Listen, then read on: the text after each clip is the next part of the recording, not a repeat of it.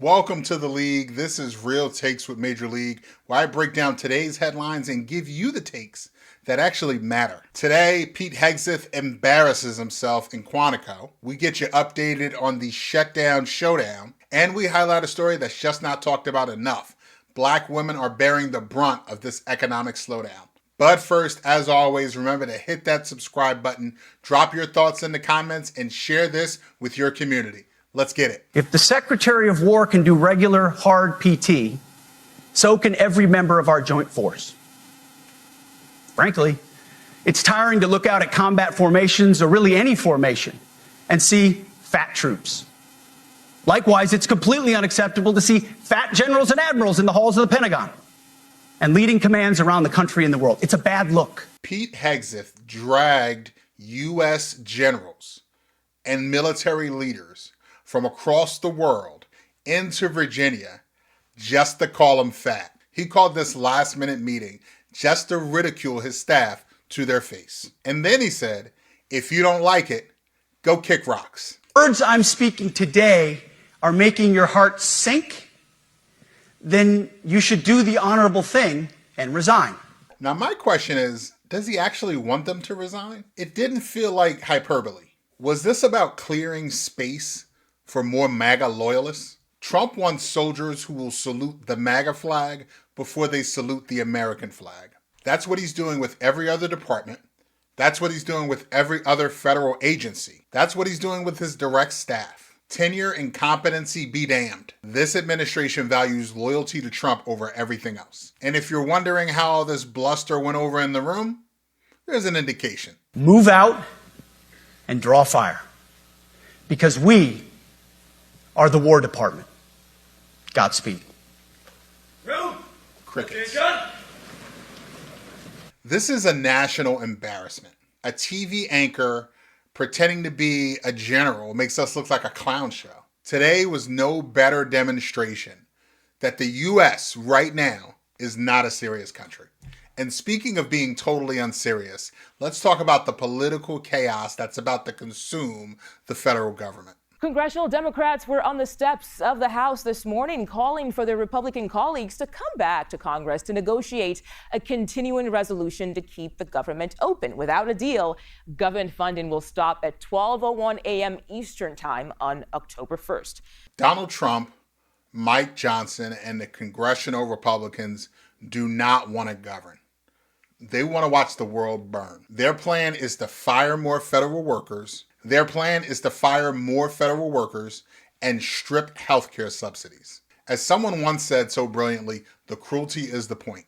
Plus, I don't know if Trump truly understands the position he's in.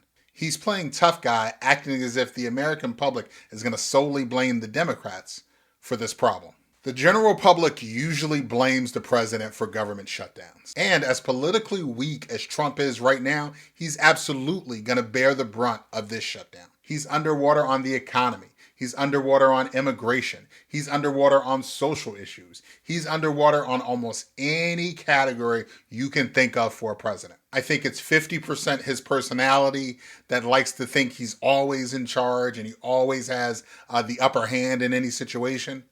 And 50% the people in his little circle. I can almost guarantee he's not getting accurate poll numbers. He's not getting accurate information. He's not getting an accurate understanding of the tenor of this country right now. People are hurting. The economy is tanking. People are losing their jobs. Inflation is out of control. And the last thing they want to hear is, we're okay with you losing your health care. For the Democrats, this is Schumer and Jeffries' final exam. If they keep their caucus together, if they show leadership, if they show grit, there's a great opportunity the Democratic rank and file won't continue to plot their downfall. If they blink and Trump wins, they're going to get primaried, and their primary opponents has their talking points already written out for them. And while Washington, D.C. is consumed in this chaos, the reality of a tanking economy is becoming all too real for hundreds of thousands of black women all around this country. Quay Crowner calls herself a career vet, having worked in federal jobs for over 3 decades. But at 55 years old, while employed by the Department of Education. So how did you find out you were being let go? An email. And she's not alone. The latest jobs numbers revealing there were 319,000 fewer black women employed in July versus February. What went through your mind when you realized that it's been many black women affected by jobs losses? I saw the headlines, but I felt it first, and it was a conversation amongst my colleagues. Since February, the rate of unemployment for black women rising by almost a percentage point, while the unemployment rate for everyone over 20 is staying flat and even declining for white and Hispanic women. The unemployment rate for black men also jumping. But with federal employment dropping by only about 70,000 people since February, the numbers can't tell the whole story. Wilson says cuts to diversity, equity, and inclusion initiatives across the public and private sectors are also starting to show up in national numbers. Black women are losing jobs at an alarming rate, and the experts point to three main reasons: the industries they're concentrated in, persistent racial discrimination, and the lack of childcare support that forces many women to step away. But this isn't new. Black women are always the first to feel the pain when the economy starts to crack. They're always treated like the most expendable workers, even though they're holding whole families and whole communities together. Black unemployment in general is the canary in the coal mine for the economy. So when black women are struggling to stay employed, it's not just their crisis. It's a warning that the entire economy is about to break down. Thank you so much for joining Real Takes with Major League. As always, drop your thoughts in the comments, hit that subscribe button, and remember to share this with your community.